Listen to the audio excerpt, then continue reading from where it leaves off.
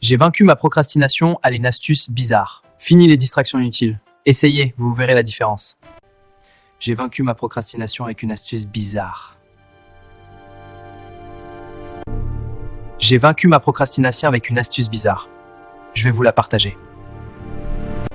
C'est cette règle qui m'a permis de étudier 3 heures sans distraction, doubler ma concentration, retrouver confiance en moi.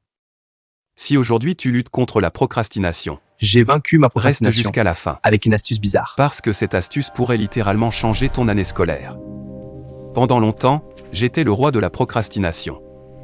Je disais, je commence à 18h, C'est l'anxiété. puis 18h devenait 18h30, puis 19h, puis demain. Je connaissais mes objectifs. Je voulais Ce n'est réussir. pas la paresse, Je voulais de bonnes notes. c'est l'anxiété. Mais chaque fois que j'ouvrais mon cahier, index revers pointant vers la droite blanche, je ressentais une résistance énorme. Comme si mon cerveau me disait « Fuis ». Et le pire, ce n'était pas de la paresse. C'était de l'anxiété déguisée. La peur de ne pas comprendre. La peur de ne pas être à la hauteur.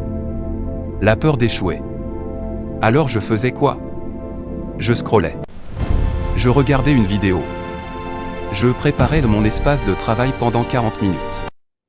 Et le soir, je culpabilisais. Si tu te reconnais, ce n'est pas que tu manques de motivation. C'est que ton cerveau déteste les tâches trop grandes.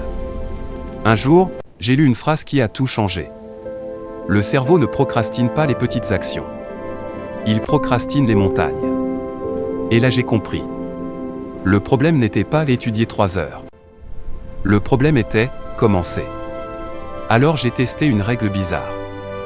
Ridicule. Presque stupide. La règle des 2 minutes. Mais attention. Pas la règle classique que tu as déjà entendue. Ma version était différente. Je me disais. Tu n'as pas le droit d'étudier plus de 2 minutes. Oui. Interdit. Seulement 2 minutes. Chronomètre lancé. Et devine quoi? Mon cerveau acceptait. Parce que 2 minutes, ce n'est pas menaçant. 2 minutes, ce n'est pas une montagne. C'est une marche. Et 90% du temps. Après les 2 minutes, je continuais. Sans effort. Pourquoi? Parce que commencer est la partie la plus difficile. Une fois lancé, ton cerveau bascule en mode action. Il y a une raison scientifique derrière ça. Quand tu penses à une tâche énorme, ton cerveau active l'amygdale, le centre de la peur. Mais quand tu réduis la tâche à quelque chose de minuscule, tu contournes cette alarme. Tu crées ce qu'on appelle un micro-engagement. Et le cerveau adore la cohérence. Une fois que tu commences, il veut continuer. C'est l'effet boule de neige. Au début, je faisais seulement 2 minutes. Puis 10. Puis 30. Puis 2 heures sans m'en rendre compte. Mais le vrai changement n'était pas dans mes notes. C'était dans mon identité. Je ne me voyais plus comme quelqu'un qui procrastine, mais comme quelqu'un qui agit. Et crois-moi, changer ton identité est plus puissant que changer ton emploi du temps. Ce n'était pas mes notes. C'était mon identité. Ce n'était pas mes notes. C'était mon identité.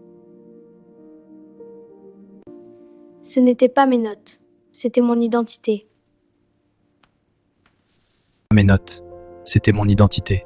Chaque page raconte mon histoire. C'est ce que je suis. Ce n'était pas mes notes. C'était mon identité.